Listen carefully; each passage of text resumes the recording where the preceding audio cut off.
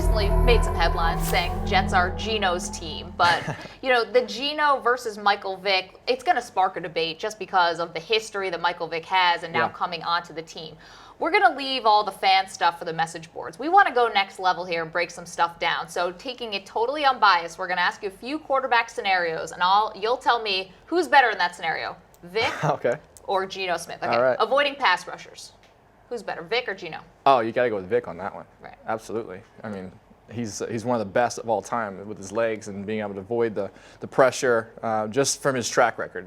Geno only had a year last year, but just Michael's a proven runner and a proven pocket escaper. What about throwing the deep ball?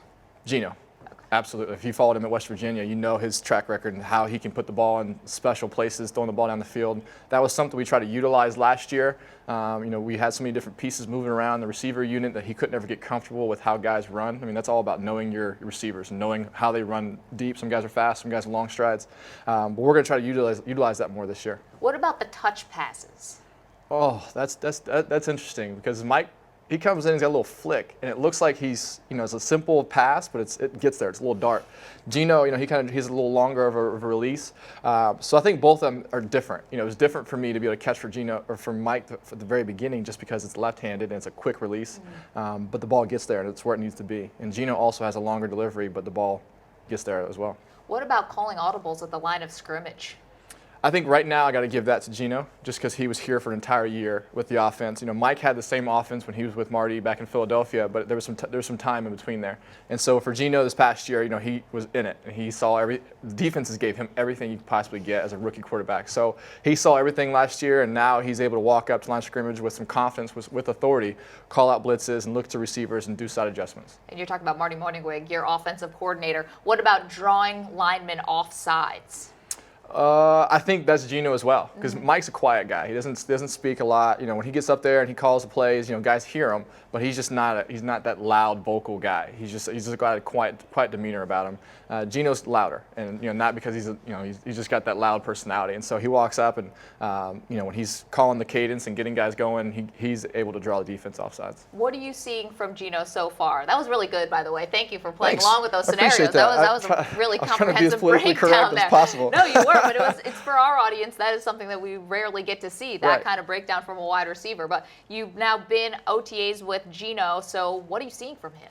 I think he's taken that next step as a quarterback, and I don't mean that. How can you tell that? I don't mean that necessarily because it's just by the way he commands the offense, by the way he walks into the huddle. Marty, our offensive coordinator, has given him freedom now to walk into the huddle and call the plays himself. Obviously, in the game situation, Marty will call the plays and tell him what to do, but it's just that learning curve to say, Geno, this is your team, this is your drive. Go in there and make the calls that you want to make. And so you're seeing that transition from a guy kind of guessing and walking into the huddle, trying to, just doing what he has to do just to get by, and now he knows what he needs to do. And he's walking in and commanding the offense. When we come into a huddle, he's telling guys, hey, get tighter, you listen to me, commanding the attention of the huddle, walking to the line of scrimmage with confidence, knowing what defense is out there, knowing what plays to get us in and out of. And so you're just seeing him take that, obviously his throwing is going to get better, and his mechanics are getting better. But for me, what's really cool to see is his leadership capabilities and all the intangibles that come into being an NFL quarterback are starting to develop. So how is that different from Michael Vick in a huddle? Michael's been there. And he's the same guy off the field as he is on the field. And so I can't sit there and say where he was when he first started to where he is now. You can just Mike's got that vet presence about him. He walks in and just he's got that cool, savvy vet, just cool and calm and collected. Geno walks in with a little bit of difference. So there's definitely a different personality when the two of them get in the huddle. And so hopefully we can utilize both of those this year. Yeah, is that the plan? Both of them? I hope. Okay. We'll see. I mean, I see value in having one guy consistently, and so they get in rhythm, they get in momentum. You don't want to get a guy that's doing really well and pull him out of a game for 2 or 3 plays and then put him back in the game. You don't want to ever mess up rhythm, especially at the quarterback position.